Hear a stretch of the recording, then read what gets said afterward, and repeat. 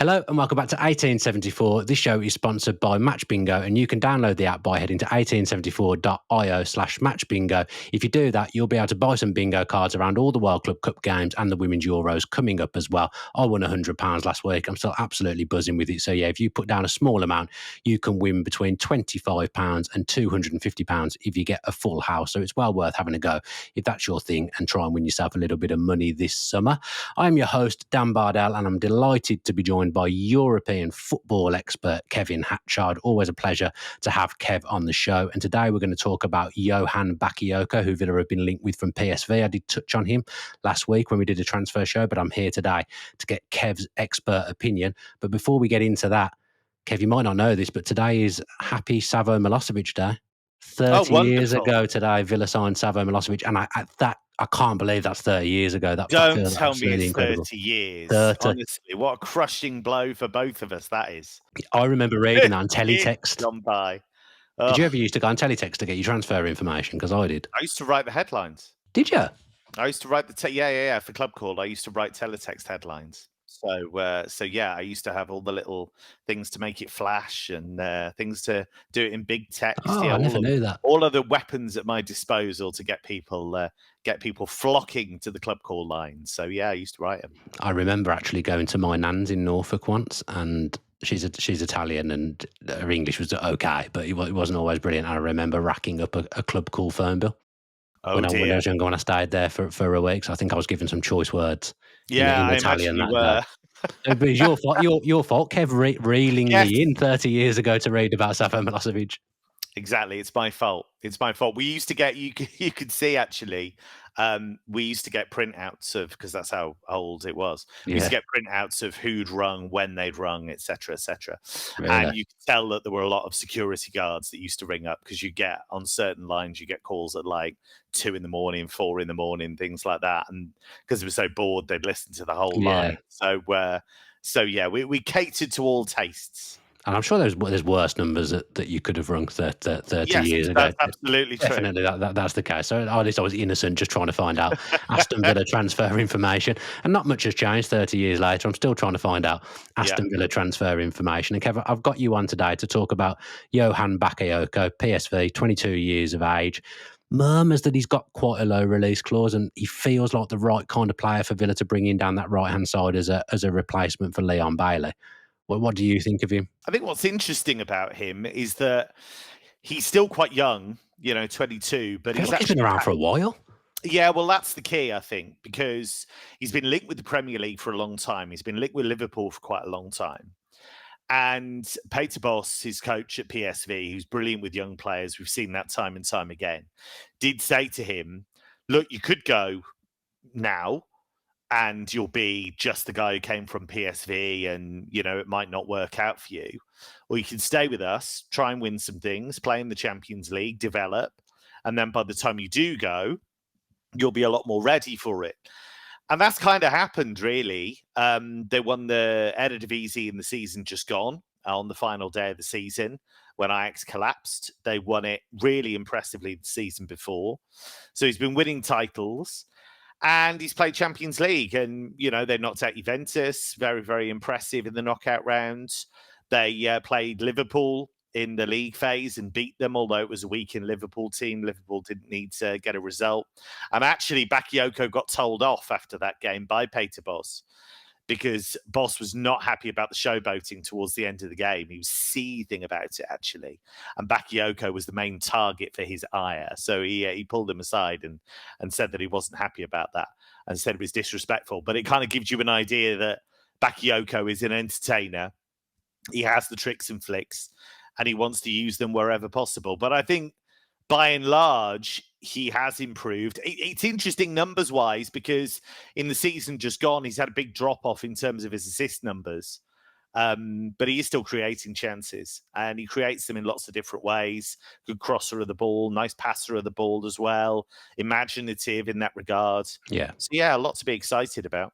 I said last week that for a wide player, I don't think he's got one specific thing that he absolutely excels at, but everything you would want from a wide player, he does to quite a high level, almost like not being a 10 out of 10 at anything, but he's an 8 out of 10 at most things. Do you think that's a fair assessment? Yeah, and he has that potential to get better. Peter Bosz has been a great coach for him. I'm sure Unai Emery would be as well. And he's somebody that has that ability to come inside or go outside. He's equally comfortable doing both. So that helps. In terms of his goal scoring, you look at the goal he got against Liverpool, very calmly taken, nice little chop in the penalty area, nice finish. You look at the defensive side of it, his numbers actually are not that great, some of the defensive numbers, but I don't think that's for want of trying, actually. I think he is somebody that's willing to do the defensive work if a coach asks him to. He's definitely somebody who I think has a lot of that skill and that willingness to run that you want. It's just about somebody taking him to the next level, and that comes with experience.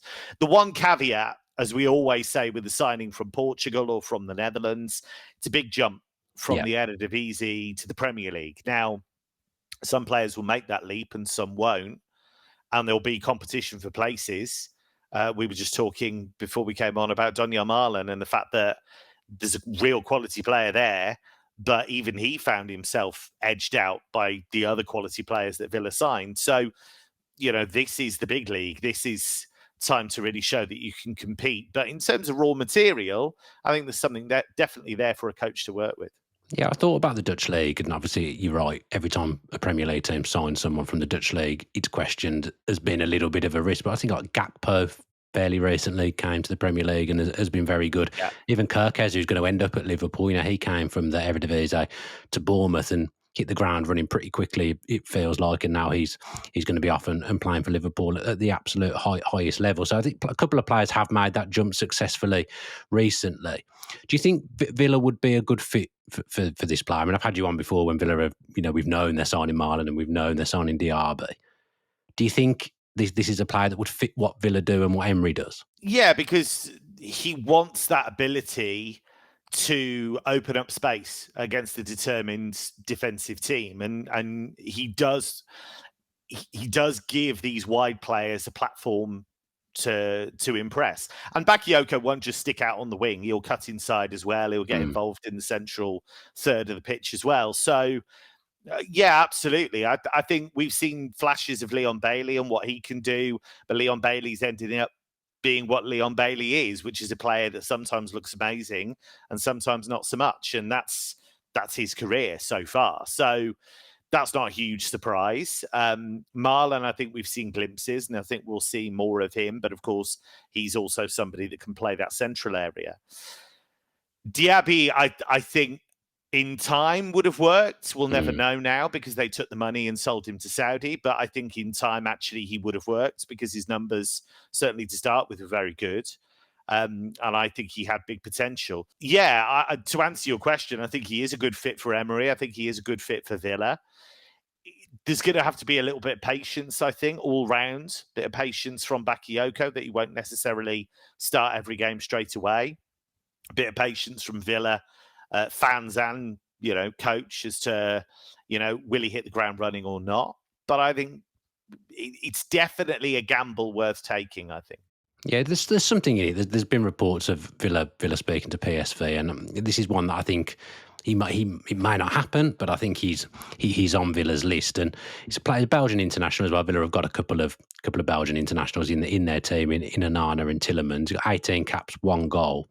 There's always kind of comparisons to Jeremy Doku, obviously because they're both Belgian, similar players playing the same position.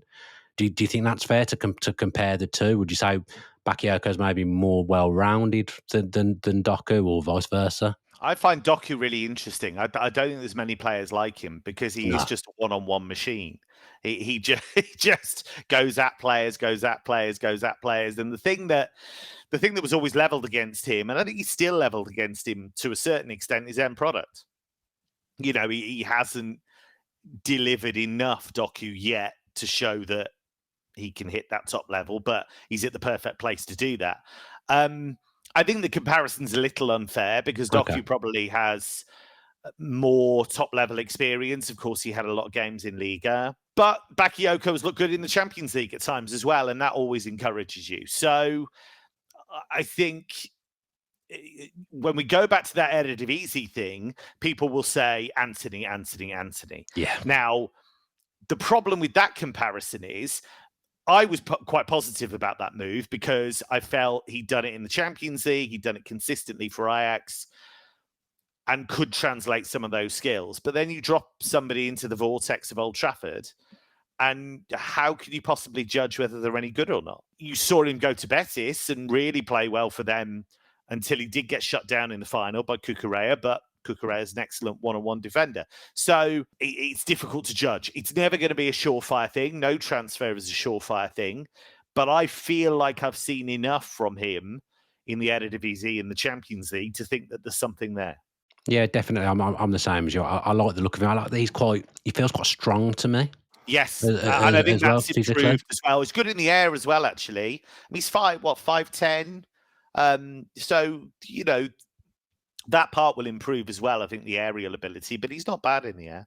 Yeah, he got good balance as well. He's just, like you say, he can go both ways. I think that's ideal. What you want, Villa only really play with one proper wide man unless they're going to completely rip it up and change their system next season. Obviously, the width from the left hand side comes from the wing back, and then the width on the right hand side usually comes from the winger. So, he's a player that I think could provide a lot for Villa and give Villa fans a lot to be excited about. So it's one that I hope happens.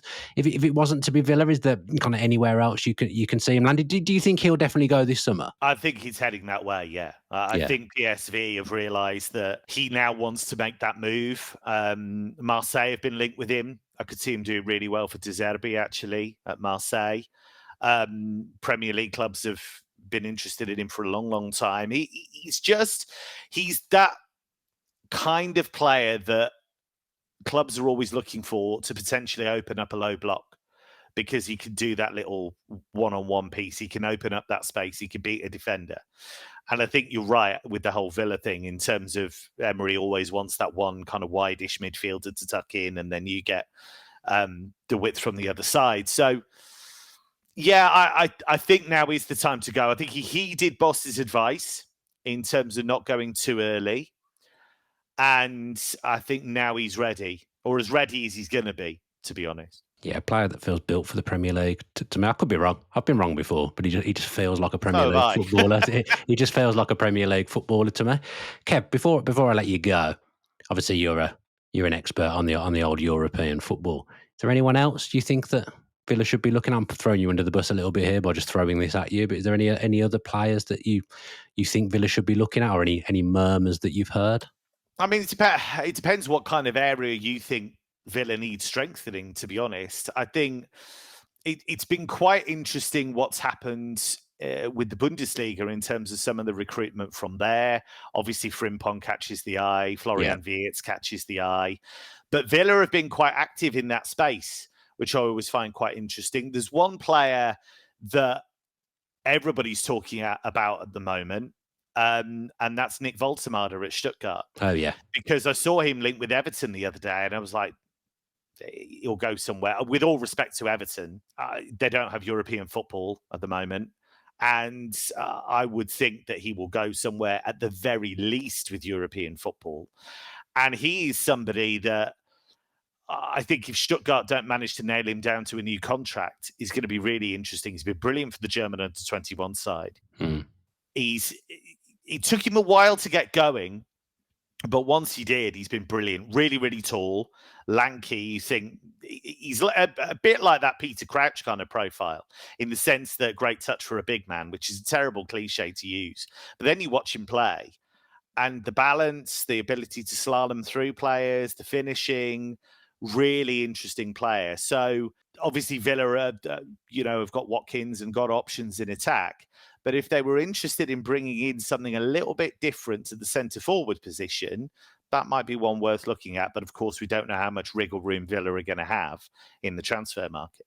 No, we did a transfer show on this channel last week, kind of picking a player from every position, and we only picked one player from each league as well. So if we picked a player from Ligue 1, we couldn't pick them a player from Ligue 1 again. And the striker we actually came up with was Emmanuel Amiga at Strasbourg, doing really well for who I really like. But He'll I think the Chelsea link might be a bit of a problem there, would be my thinking. But I think Villa would go, if they could, that they do want a genuine number 9, maybe not to come in and play straight away, but kind of fill the John Duran role, but be less of a nutcase and be the second Yeah. choice striker, maybe play in the Europa League and learn your trade and be the long-term centre forward. But Duran had absolutely no patience for that. So I think in an ideal world, Villa actually would bring in a young centre forward, but I'm not sure how much your suggestion would cost. And at the moment, it's very Quite a difficult bit. to gauge Villa with transfer fees.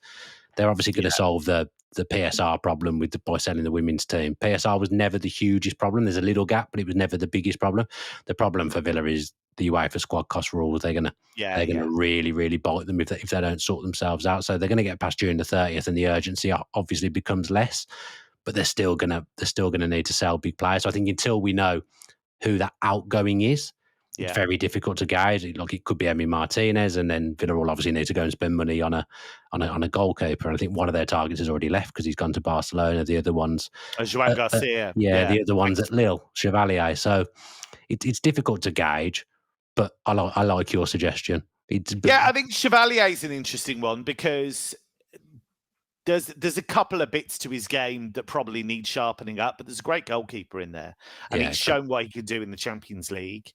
And I think he's probably ready for that next step as well, maybe. I think that Lille team is going to get broken up a bit, and I could see him moving on in the summer. Finn Darman's another one, actually, that wouldn't cost anywhere near as much, but he was great for Augsburg in the season just gone, speaks perfect English. His mum's English.